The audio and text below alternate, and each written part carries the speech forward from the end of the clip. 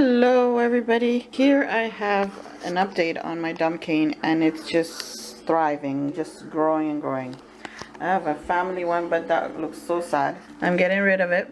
I'm selling it. Why? Because I want plants that I can get something out of and able to sell something out of it. And she just gave me 2 kids. That's it, no more. She's just thick, very thick. I say she, I know, but anyways, it's looking very beautiful. It's growing taller and taller. The cane is so thick. That white stuff is just eggshell. I dry it and then blend it. And I only water only when it's really dry. I do not have the soil moist. Many people have been asking me an update. Well, there's the update. It's still looking gorgeous and just keeps on growing. And here's another growth, which is under here.